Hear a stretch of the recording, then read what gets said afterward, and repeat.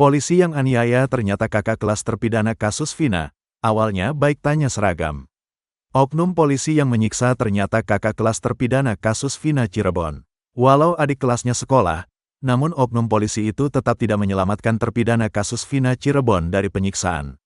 Fakta soal oknum polisi ternyata kakak kelas ini terungkap dalam sidang PK terpidana kasus Vina Cirebon. 6 terpidana kasus Vina Cirebon memberi kesaksian dalam sidang PK soal penyiksaan yang mereka alami. Dalam narasinya, para terpidana mengaku terlibat kasus Vina Cirebon karena tak kuat mendapat penyiksaan dari oknum polisi di Polres Cirebon Kota mulai dari tanggal 31 Agustus tahun 2016. Eko Ramadhani, Eka Sandi, Jaya, Hadi Saputra, Supriyanto, Sudirman, Saka Tatal, sudah bebas, Aldi, bebas, ditangkap di depan SMP 11 Cirebon pada tanggal 31 Agustus tahun 2016.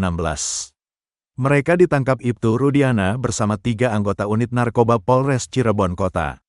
Mulai dari dipukul, diinjak, sampai dihantam gembok dan penggaris besi. Pada awal September tahun 2016, penyiksaan terhadap mereka tetap berlangsung. Ada pergantian piket polisi, anggota masih, dia bilang, kita olahraga pagi dulu, di situ kami disiksa lagi. Pukulin lagi, kata Hadi Saputra. Sepanjang hari itu Hadi dan kawan-kawan mendapat penyiksaan. Saya dipukulin polisi, diinjak-injak, katanya. Bahkan saking sadisnya, kelamin para terpidana ini juga ikut kena sasaran. Terus maaf, nangis, kelamin-kelamin kami dibakar. Kita disuruh pakai balsem, diolesin pakai balsem, kata Hadi Saputra. Akibatnya semua tubuh mereka sakit sampai susah tidur. Mau tidur juga susah. Duduk juga susah, katanya. Keesokan harinya, Hadi Saputra masih berkukuh bahwa dirinya tak terlibat kasus Vina Cirebon. Sampai kemudian ada satu oknum polisi yang memanggilnya. Saya berontak, saya maju lagi. Di situ ada satu anggota saya dibawa ke ruangannya. Saya pakai baju pui waktu masih sekolah. Kok kamu pakai baju pui? Kamu sekolah di situ?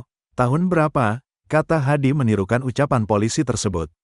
Hadi mengaku angkatan tahun 2011 sampai tahun 2012 di SMK PUI Cirebon. Angkatan tahun 2011 sampai tahun 2012, berarti adik kelas dong, kata dia. Bapak tahun berapa? Tahun 2008, kata Hadi. Polisi itu kemudian mulai menanyakan Hadi terus berontak dan tak mau mengaku terlibat kasus Vina Cirebon. Kenapa kamu berontak? Karena saya tidak merasa melakukan perbuatan itu. Saya mau menceritakan yang sejujurnya, katanya. Kakak kelas itu kemudian memberi kesempatan untuk membuktikan kejujuran Hadi. Saya menceritakan, benar kamu ngomong gitu? Apa yang kamu lakuin itu tidak itu? Iya Pak, tanyain aja anak-anak, katanya. Saat itu Hadi berharap polisi tidak bertanya pada Jaya dan Sudirman. Sebab Jaya dan Sudirman lah yang mengaku terlibat kasus Vina Cirebon. Tapi yang datang Sudirman sama Jaya, katanya. Sudirman dan Jaya lalu dikonfrontasi untuk mengungkap kejujuran tentang pengakuan Hadi. Tapi apalah daya, Sudirman justru berkata lain. Terus dia tanya ke Jaya dan Sudirman, bener Hadi ini gak tahu masalah ini? Dia jawab lama, saya tunggu jawaban itu lama. Udah lama dia jawab ikutan lagi. Seingat saya Sudirman, kalau Jaya gak ngomong, katanya. Walhasil Hadi Saputra kembali dibawa ke ruangan untuk disiksa lagi. Saya dibalikin lagi ke ruangan, saya dipukulin lagi, saya dipres lagi, digulungin lagi, kata Hadi Saputra. Terungkap saksi punya foto Eki Vina kecelakaan di 2016, dengar suara keras helm hantam tiang. Muncul lagi saksi lengkap dengan bukti baru kasus Vina Cirebon. Saksi tersebut mengaku memiliki foto saat Eki dan Vina kecelakaan di Jembatan Talun Cirebon pada Sabtu tanggal 27 Agustus tahun 2016. Dia bahkan mendengar langsung suara keras dari benturan kepala Eki ke tiang di Jembatan Talun Cirebon. Saksi baru kasus Vina Cirebon bernama Nazrudin, usianya 48 tahun. Nazrudin berasal dari Tangerang Selatan yang menikah dengan wanita Cianjur. Dia mengaku bekerja di bidang sepak bola, pernah juga menjadi pelatih. Tahun 2016 silam, Nazrudin bekerja menambal bola ke sekolah-sekolah. Saya dulu kerja saya keliling kota ke sekolah nambal bola. Akunya saat diwawancara Deddy Mulyadi.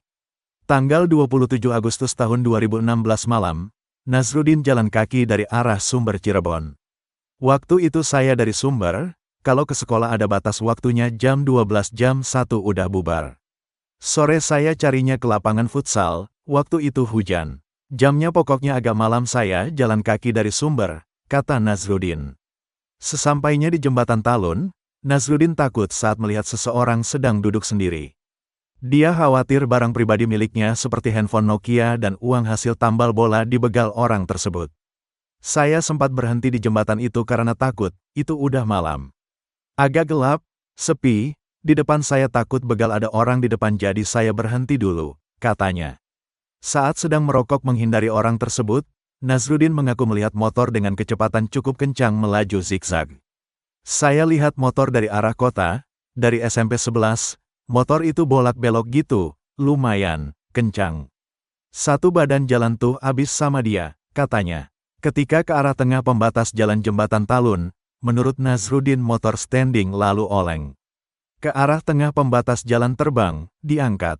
Mungkin ya, jatuh ban itu dekat ke pembatas akhirnya dia oleng. Saya sempat lihat lampu motor itu kalau stang ini kan, oleng, katanya. Motornya jatuh, lanjut Nazrudin, sedangkan pengendaranya terlempar membentur tiang. Orang itu terlempar, langsung ngebentur tiang. Kalau motor gak, ngebentur bukan badan, atas, helm. Suaranya keras, saya gak bisa bayangin, kata Nazrudin. Nazrudin awalnya mengira motor tersebut tabrakan dengan pengendara lain dari arah berlawanan.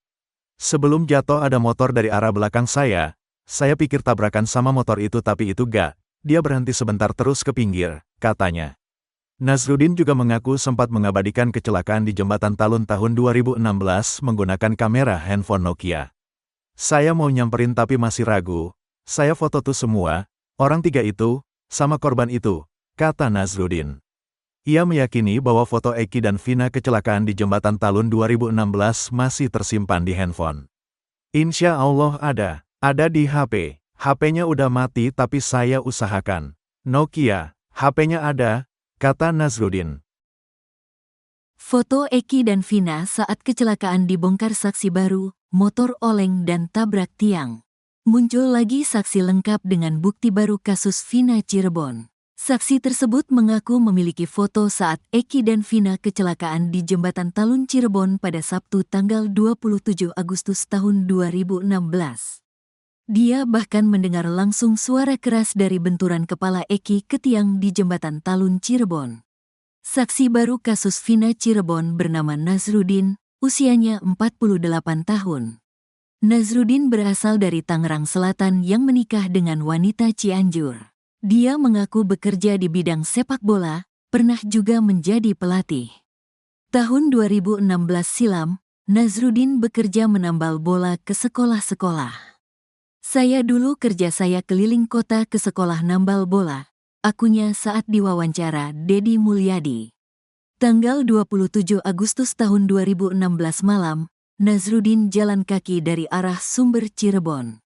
Waktu itu saya dari Sumber, kalau ke sekolah ada batas waktunya jam 12 jam 1 udah bubar. Sore saya carinya ke lapangan futsal, waktu itu hujan. Jamnya pokoknya agak malam saya jalan kaki dari Sumber, kata Nazrudin. Sesampainya di jembatan Talun, Nazrudin takut saat melihat seseorang sedang duduk sendiri. Dia khawatir barang pribadi miliknya seperti handphone Nokia dan uang hasil tambal bola dibegal orang tersebut. Saya sempat berhenti di jembatan itu karena takut, itu udah malam. Agak gelap, sepi. Di depan saya takut begal ada orang di depan jadi saya berhenti dulu, katanya. Saat sedang merokok menghindari orang tersebut, Nazrudin mengaku melihat motor dengan kecepatan cukup kencang melaju zigzag. Saya lihat motor dari arah kota, dari SMP 11, motor itu bolak-belok gitu, lumayan, kencang. Satu badan jalan tuh abis sama dia, katanya. Ketika ke arah tengah pembatas jalan jembatan Talun, menurut Nazrudin motor standing lalu oleng. Ke arah tengah pembatas jalan terbang, diangkat. Mungkin ya, jatuh ban itu dekat ke pembatas, akhirnya dia oleng. Saya sempat lihat lampu motor itu kalau stang ini kan, oleng, katanya. Motornya jatuh, lanjut Nazrudin, sedangkan pengendaranya terlempar membentur tiang. Orang itu terlempar, langsung ngebentur tiang. Kalau motor gak, ngebentur bukan badan, atas, helm. Suaranya keras, saya gak bisa bayangin, kata Nazrudin. Nazrudin awalnya mengira motor tersebut tabrakan dengan pengendara lain dari arah berlawanan. Sebelum jatuh ada motor dari arah belakang saya pikir tabrakan sama motor itu tapi itu gak. Dia berhenti sebentar terus ke pinggir, katanya.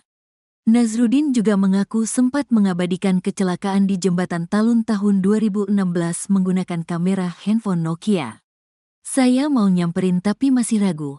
Saya foto tuh semua, orang 3 itu, sama korban itu, kata Nazrudin. Ia meyakini bahwa foto Eki dan Vina kecelakaan di Jembatan Talun 2016 masih tersimpan di handphone. Insya Allah ada di HP. HP-nya udah mati tapi saya usahakan.